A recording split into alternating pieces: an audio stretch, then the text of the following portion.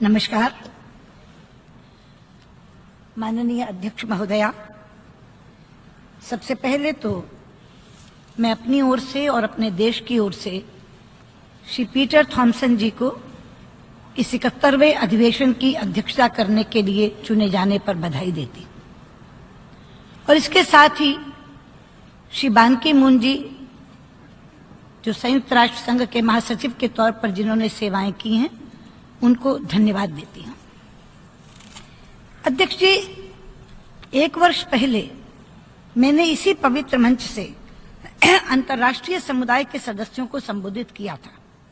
तब से लेकर आज तक विश्व में बहुत परिवर्तन हुआ है, कुछ अच्छा, कुछ बुरा और कुछ बहुत चिंता देने वाला। ये एक मंच है जहां हम तमाम घटनाक्रमों पर चर्चा करते हैं, आज भी करेंगे, लेकिन चर्चा करते समय ये जरूर देखेंगे कि समीक्षा उन कामों की भी हो जो हमने किए हैं और समीक्षा उन कामों की भी हो जो हम नहीं कर पाए हैं।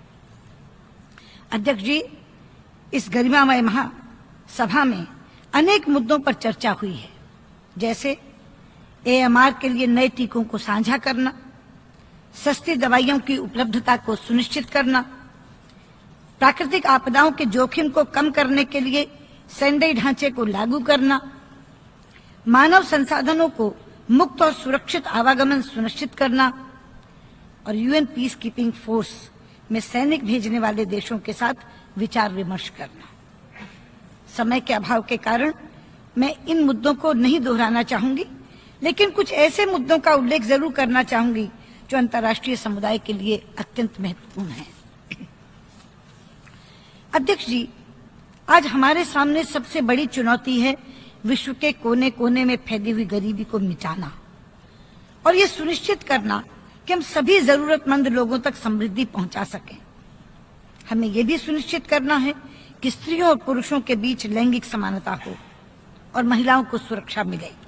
हम विश्व शांति के लिए कार्य करना है, क्योंकि शांति के बिना समृद्धि नहीं आ सकती। श्री पीटर थॉम्सन इसलिए अभिनंदन के पात्र हैं क्योंकि उन्होंने इन्हीं चुनौतियों के महत्व को समझते हुए इस महासभा के लिए सस्टेनेबल डेवलपमेंट गोल्स यानी टिकाऊ विकास के लक्ष्य को सबसे उच्च प्राथमिकता दी है। 17 लक्ष्य हैं 2030 तक का एजेंडा, लेकिन मुझे आपको कहते हुए खुशी है कि मात्र 2 साल में ही इन 17 में से अधिकतर लक्ष्यों को भारत सरकार ने अपने राष्ट्रीय कार्यक्रमों में शामिल कर लिया है। सैनिटेशन यानी स्वच्छता, उसके अंतर्गत हमने स्वच्छ भारत अभियान छेड़ा है, जिसके अंतर्गत 2 लाख विद्यालयों में 4 लाख शौचालय बनकर तैयार हो गए हैं और काम कर रहे हैं। इसी तरह जेंडर इक्वालिटी, उसके नीचे बेटी बचाओ बेटी पढ़ाओ एक देशव्यापी अभियान बन गया है और महिलाओं ने इसका बीड़ा अपने सर पर उठाया है। हमारे यहाँ लाखों लाख जनप्रतिनिधि महिलाएं चुनकर आई हुई हैं, वो स्वयं इस अभियान को आगे बढ़ा रही हैं। मेक इन इंडिया, जिसका आह्वान प्रधानमंत्री जी ने किया है, उसके कारण विदेशी पूंजी निवेश भी आ रहा है और हमारे अपने बच्चों को रोजगार भी मिल रहा है। एक और बड़ी योजना गरीबों के लिए, जनधन योजना, ये विश्व की सबसे बड़ी वित्तीय समावेशी योजना है।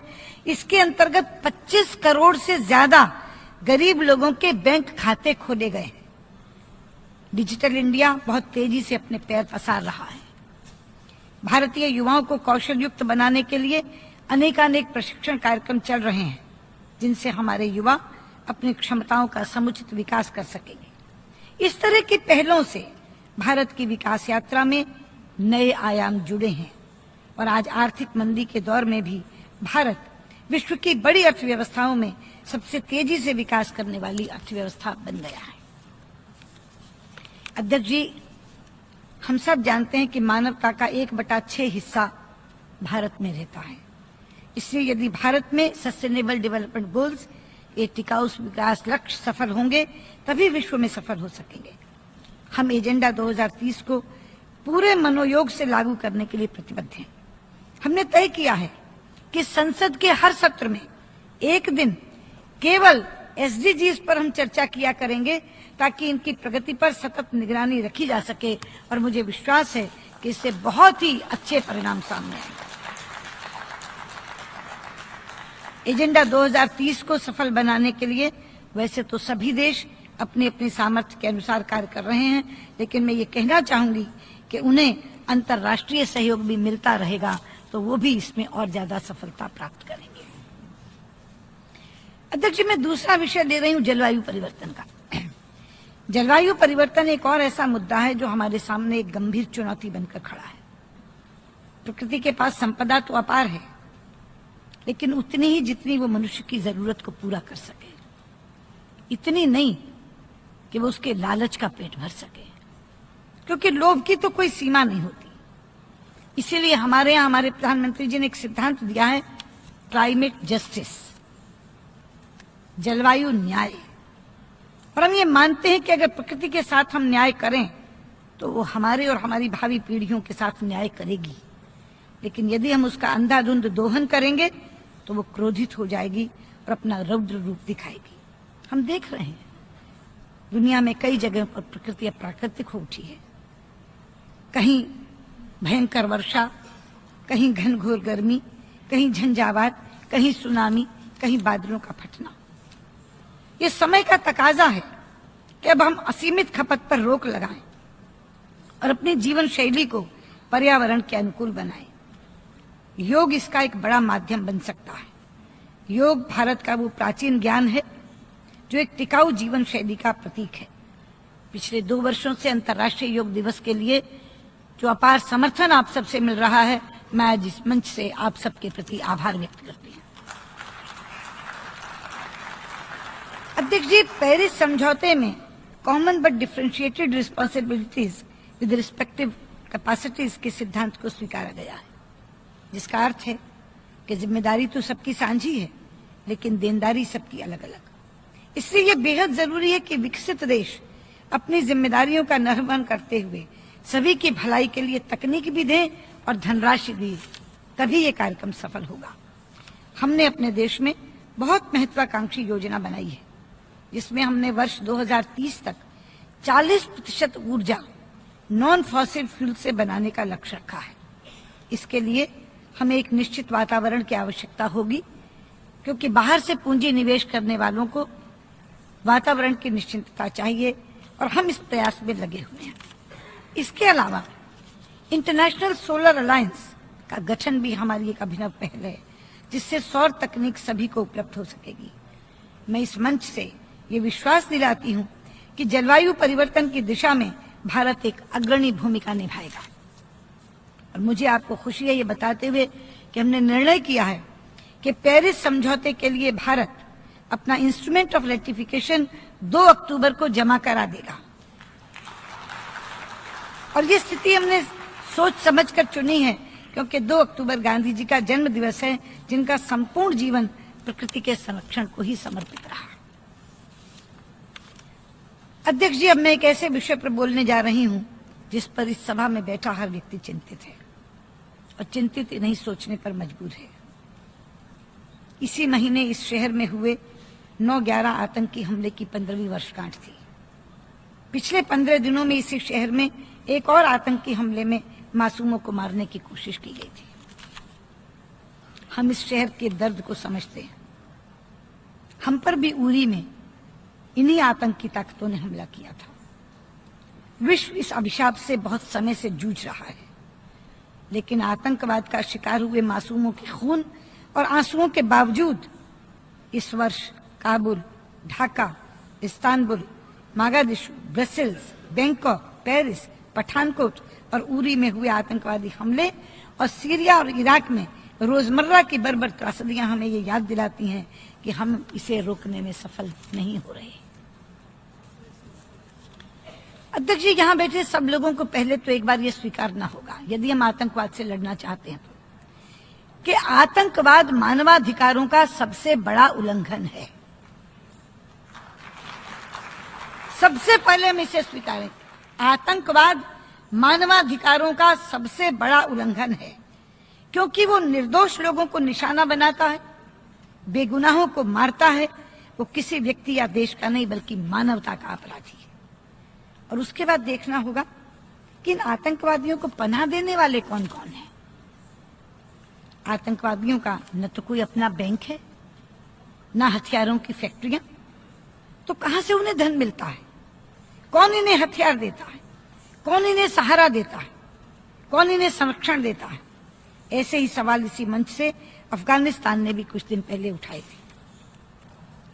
अध्यक्ष जी, इतिहास गवाह है कि जिस किसी ने भी हिंसक विचारधारा के बीज बोए हैं, उसका कड़वा फल उसे खाने को मिला है।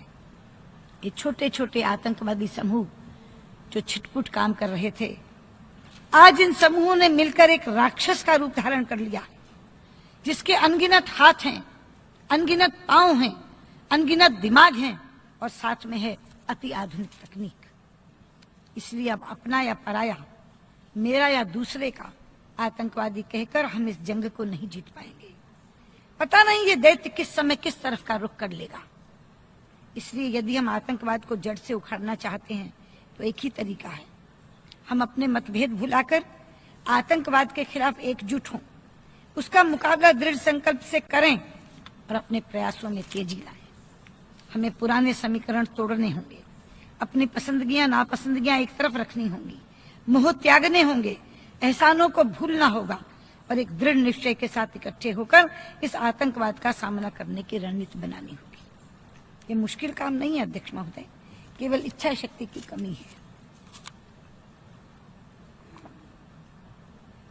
ये काम हो सकता है और ये काम हमें करना है। नहीं करेंगे तो हमारी आने वाली संततियां हमें माफ नहीं करेंगी। हाँ, यदि कोई देश इस तरह की रणनीति में शामिल नहीं होना चाहता तो फिर हम उसे अलग थलग कर दें। अगर कोई देश इस तरह की रणनीति में शामिल नहीं होना चाहता तो मेरी मांग है कि हम उसे अलग थलग कर दें, क्योंकि दुनिया में ऐसे देश हैं जो बोते भी हैं तो आतंकवाद, उगाते भी हैं तो आतंकवाद, बेचते भी हैं तो आतंकवाद और निर्यात भी करते हैं तो आतंकवाद। आतंकवादियों को पालना कुछ देशों का शौक बन गया है। ऐसे शौकीन देशों की पहचान करके उनकी जवाबदेही सुनिश्चित की जानी चाहिए और ऐसे देशों को भी चिन्हित करना चाहिए जहां संयुक्त राष्ट्र द्वारा प्रतिबंधित आतंकवादी सरेआम जलसे कर रहे हैं, प्रदर्शन निकालते हैं, जहर उगलते हैं और उनके ऊपर कोई कार्रवाई नहीं होती। इसके लिए उन आतंकवादियों के साथ वे देश भी दोषी हैं जो उन्हें ऐसा करने देते हैं। ऐसे देशों की विश्व समुदाय में कोई जगह नहीं होनी चाहिए। अध्यक्ष जी, 21 तारीख को इसी मंच से पाकिस्तान के प्रधानमंत्री ने भारत के संबंध में 2 बातें कही जिनका जवाब देना चाहूंगी। एक तो उन्होंने कहा कि मेरे देश में मानवाधिकार का उल्लंघन हो रहा है। मैं कहना चाहूंगी कि जिनके अपने घर शीशे के हों उन्हें दूसरों पर पत्थर नहीं फेंकने चाहिए। जरा एक बार बगल में झांक कर देख लें क्या हो रहा है बलूचिस्तान में और वो खुद क्या कर रहे हैं वहां। मैं कह सकती हूं यहां के आज जो बलूचिस्तान में हो रहा है वो यातनाओं की पराकाष्ठा है। और दूसरी बात उन्होंने कही कि भारत जो शर्तें बातचीत के लिए लगा रहा है वो हमें मंजूर नहीं है। मुझे समझ नहीं रही कौन सी शर्त, किस शर्त की बात की जा रही है। हमारे शपथ ग्रहण समारोह से पहले जब हमने पाकिस्तान के प्रधानमंत्री को समारोह में आने का न्योता दिया था, आमंत्रण दिया था, तो क्या कोई शर्त रखी थी? मैं स्वयं इस्लामाबाद गई थी और कॉम्प्रिहेंसिव बायलैटरल डायलॉग हमने शुरू किया था इकट्ठे बैठकर। क्या कोई शर्त रखी थी? प्रधानमंत्री मोदी काबुल से दिल्ली आते हुए लाहौर उतर गए थे, कोई शर्त लगा कर गए थे क्या? ये कौन सी शर्तों की बात हो रही है? सच्चाई तो यह है अध्यक्ष जी कि शर्तों के आधार पर नहीं, मित्रता के आधार पर हमने पाकिस्तान के साथ सारे के सारे विवाद सुलझाने की पहल की थी और मित्रता भी सहजता की तरफ जा रही थी। कभी ईद की शुभकामनाएं, कभी क्रिकेट की शुभकामनाएं, कभी स्वास्थ्य के हाल का कुशलक्षेम। हमने 2 बरस में मित्रता का वो पैमाना खड़ा किया जो उससे पहले कभी नहीं था। लेकिन हमें मिला क्या बदले में? पठानकोट। उरी, बहादुर अली, मैं पूछना चाहती हूं, हम शर्तें लगा रहे हैं या आप दूसरी नीयत दिखा रहे हैं? बहादुर अली तो जिंदा सबूत है हमारे पास, जिंदा, कि सीमा पार से आतंकवादी आया है, लिखित में सबूत है हमारे पास उसका। कि मैं एक चीज यहां बता दूं, अगर पाकिस्तान ये समझता है कि इस तरह की हरकतें करके या इस तरह के भड़काऊ बयान देकर वो भारत का कोई हिस्सा हमसे छीन सकता है, तो मैं पूरी दृढ़ता और स्पष्टता के साथ यहां ये कह देना चाहती हूं कि आपका ये मंसूबा कभी कामयाब नहीं होगा। कश्मीर भारत का अभिन्न हिस्सा है, जम्मू कश्मीर भारत का अभिन्न हिस्सा है और अभिन्न हिस्सा रहेगा। इसलिए ये ख्वाब देखना छोड़ दें। अध्यक्ष जी, मैंने प्रारंभ में कहा था कि हमने जो काम किए हैं वो तो हम गिनाएंगे ही, जो नहीं किए वो भी गिनाने चाहिए। मैं ऐसे 2 काम गिनाना चाहती हूँ। पहला है CCIT यानी comprehensive convention on international terrorism. सन 1996 से भारत द्वारा ने प्रस्ताव दिया, 20 साल गुजर गए, आज 2016 में भी हम CCIT निष्कर्ष तक नहीं पहुंचा सके। इसी कारण हम कोई ऐसा अंतर्राष्ट्रीय मानक नहीं बना सके हैं जिसके अंतर्गत आतंकवादियों को सजा दी सके या उनका प्रत्यार्पण हो सके। इसीलिए आप सबसे मेरा अनुरोध है कि ये सभा पूरे दृढ़ निश्चय के साथ जल्द CCIT को पारित करे। दूसरी बात, जैसे आतंकवाद से लड़ने के लिए हमें एक समकालीन नीति चाहिए, उसी प्रकार हमें एक ऐसी संयुक्त राष्ट्र सुरक्षा परिषद भी चाहिए जो आज के वैश्विक परिदृश्य के अनुकूल हो। अधिकांश देशों का मानना है कि संयुक्त राष्ट्र 1945 की वैश्विक परिस्थिति के अनुरूप सिर्फ कुछ ही देशों के हितों की रक्षा ना करे, चाहे वो किसी संस्था की बात हो या मुद्दों की।